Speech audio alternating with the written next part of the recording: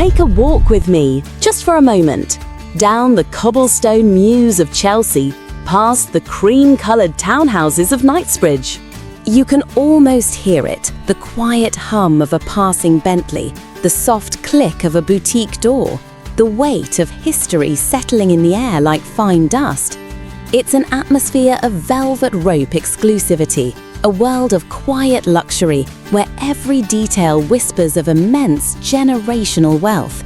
It feels permanent, timeless, as if these streets and plazas always existed just as they are now. But that is the grand illusion. Rewind the clock, peel back the layers of pristine stucco and manicured gardens. 400 years ago, this very ground was something else entirely. It wasn't the heart of an empire, it was the forgotten outskirts. Imagine vast stretches of spotty farmland, a patchwork of muddy fields and modest cottages. The air here wasn't filled with the scent of expensive perfume, but with the smell of damp earth and the distant cry of livestock. So this is the question that fascinates me. How does a place transform so completely? Who were the architects behind this shift from untamed land to the world's most exclusive postcode? It's stories like this, the hidden blueprints of our world, that I love to uncover. I'm Beatrice, and I'm so glad you're here to explore this with me. The answer to that transformation, the story of a dynasty built not on a throne, but on the very land beneath our feet, begins with a single name: Cadogan. Cadogan. It's a name that today whispers of quiet luxury, of heritage and stone. But its roots weren't planted in manicured gardens, they were forged in the crucible of war. To understand the empire, you must first understand the men. Our story begins not in London, but in 17th century Ireland and Wales, during the landscape-altering chaos of the English Civil War. This is where the Cadogans learned the family business, and that business was conflict. They didn't just witness history, they chose a side, fighting for Oliver Cromwell's formidable new model army. This was a school of hard knocks that taught brutal efficiency. In their family tree is a man, Sir Hardress Waller, who even signed King Charles I's death warrant. Think about that for a moment. This wasn't just a political allegiance, it was an irrevocable act of conviction. Like their future rivals, the Grosvenors, the Cadogans had war in their blood. But while the Grosvenors' lineage traces to medieval knights, the Cadogans were tempered by the fire of a modern revolution, a conflict that tore the country apart and redrew the map of power. And this is the key. Commanding an army, planning a campaign, navigating the treacherous politics of a civil war, it is the perfect training for a multi-generational real estate dynasty. It teaches you to see the board not as it is, but as it could be. It instills a discipline that allows you to wait decades, even centuries, for a plan to mature. And it grants you a certain ruthlessness, the ability to make unsentimental decisions when the stakes are an entire legacy. This was the DNA of the Cadogan family, coded in gunpowder and steel. And this unique inheritance of strategy and ambition was about to meet its perfect match, an ocean of land. That ocean of land arrived not on the battlefield, but in the chapel. The year was 1717. The event was the marriage of Charles Cadogan, 2nd Baron Cadogan, to Elizabeth Sloane. And if you're imagining a simple love story, you're missing the point. This was a strategic merger of staggering proportions. Elizabeth was the daughter of Sir Hans Sloane, a man whose intellectual curiosity was so vast, his personal collection would later become the very foundation of the British Museum, the Natural History Museum, and the British Library. But along with his priceless artifacts, Sir Hans owned land. And Elizabeth's dowry included 166 acres of what was then considered undesirable Chelsea farmland, a mix of marsh and pasture miles from the heart of London. To most, it was just mud and grass. But to a family trained to see the strategic value of terrain, it was the currency of future power. This single event was the family's quantum leap, a tectonic shift. It marked the moment the Cadogans pivoted from a family of decorated soldiers to a dynasty of landowners. And here lies the secret to understanding the old money mindset. This wasn't about a quick profit. This wasn't a stock to be flipped. It was an investment made with the quiet confidence that one's great-great-grandchildren would harvest the rewards. In a world obsessed with immediate returns, this was an act of radical patience. A seed planted in overlooked soil, destined to grow into an empire of quiet luxury. This wasn't a stock to be flipped. It was an investment made with the quiet confidence that one's great-great-grandchildren would harvest the rewards. In a world obsessed with immediate returns, this was an act of radical patience. A seed planted in overlooked soil, destined to grow into an empire of quiet luxury. But a seed doesn't become an empire by itself. It requires cultivation. And for the Cadogans, this cultivation was a grand artistic endeavor played out across 2 centuries. If that Chelsea land was their canvas, then the family were the master painters, and their medium was brick, stone, and vision. This wasn't passive land ownership. This was an active, century-spanning series of trials, each one adding a new layer to their masterpiece. The first major brushstroke came in 1777. The first Earl Cadogan, Charles Sloane Cadogan, looked at a piece of his family's vast open fields and envisioned something revolutionary: Haunstown.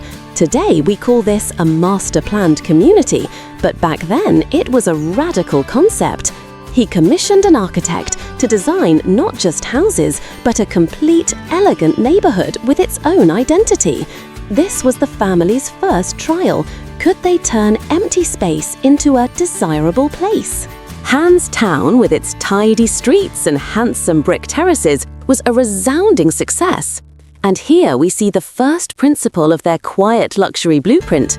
It wasn't about building the biggest, most ostentatious palace. It was about creating a harmonious, elegant, and ordered world for its residents. Next came the second, far less glamorous trial: building the foundations. In the 19th century, London was booming, but it was also filthy.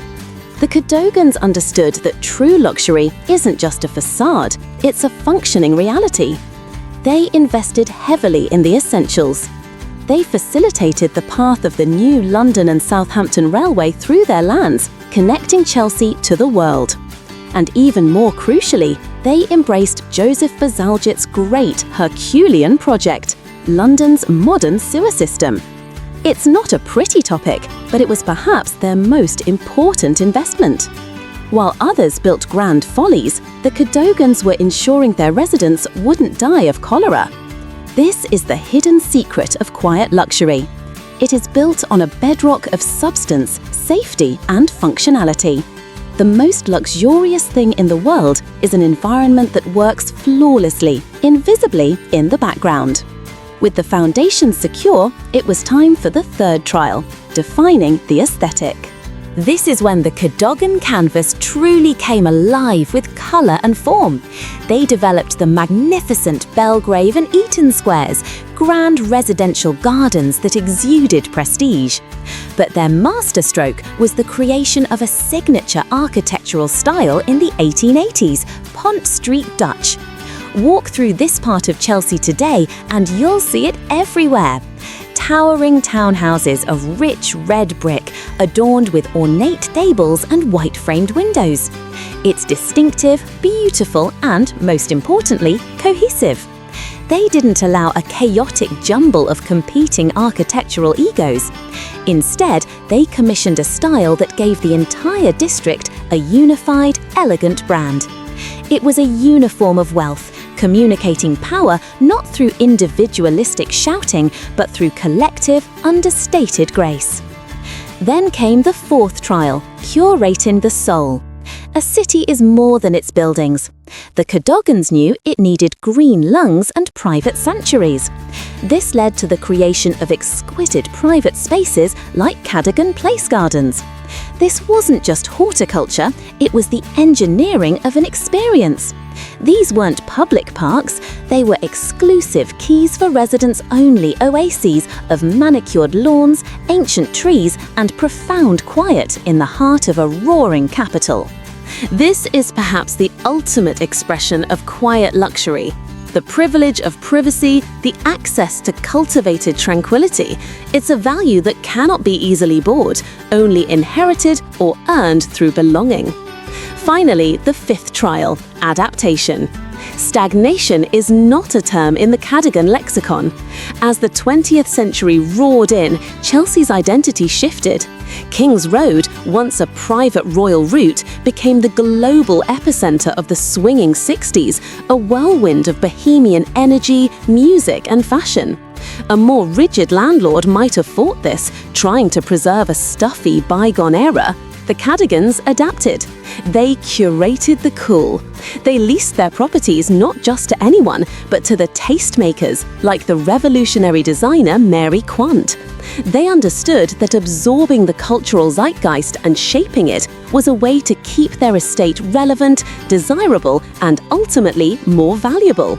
They proved that true old money isn't fragile, it's flexible, able to evolve and absorb new energy without ever losing its core identity. Through these 5 great trials, the Cadogans did more than just build a portfolio, they painted a world.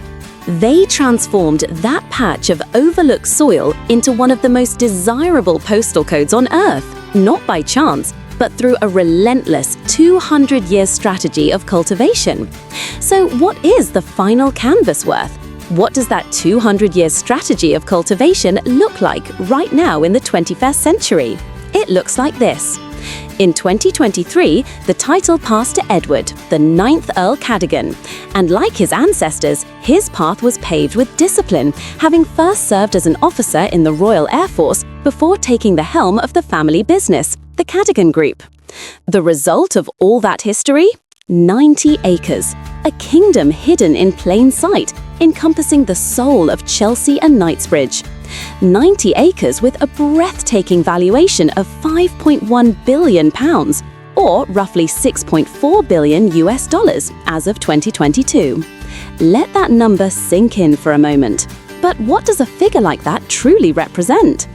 Think about the power of a modern tech CEO. It's immense, yes, but it's often abstract, held in lines of code, on servers humming in a distant data center. The Cadogan's power is different. It's physical. It's the weight of the pavement under your feet as you walk through Sloane Square. It's the specific shade of red brick on Pont Street, the quiet green hush of a private garden. They don't just own assets, they own the atmosphere. They are the curators of a reality that has seeped into the global consciousness as the very definition of quiet luxury. A tech billionaire might own the platform where we share our lives. The Cadogans own the stage itself. This isn't the loud, explosive victory of a startup IPO. This is the deep, resonant power of a legacy that has become as permanent and as real as the City of London. But what happens when a legacy this permanent, this real, falls into the hands of a new generation? A generation that lives, just like the rest of us, in the 21st century. The story of the Cadogan dynasty doesn't end with a valuation. It continues in the lives of its heirs. Take Philippa Cadogan. Dubbed a viral socialite by the press, her life may seem a world away from the gritty military campaigns of her ancestors. But look closer.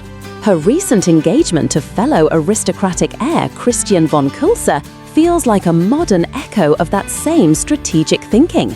It's a dynastic alliance, shoring up not just wealth, but a shared world of heritage and influence for the next century.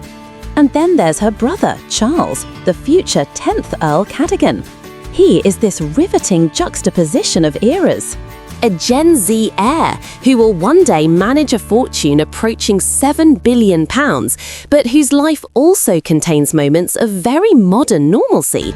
There's a wonderful story of him being caught speeding in his BMW near the family's 2,800-acre estate in Scotland. The fine? a rather mundane £300 and 4 points on his license.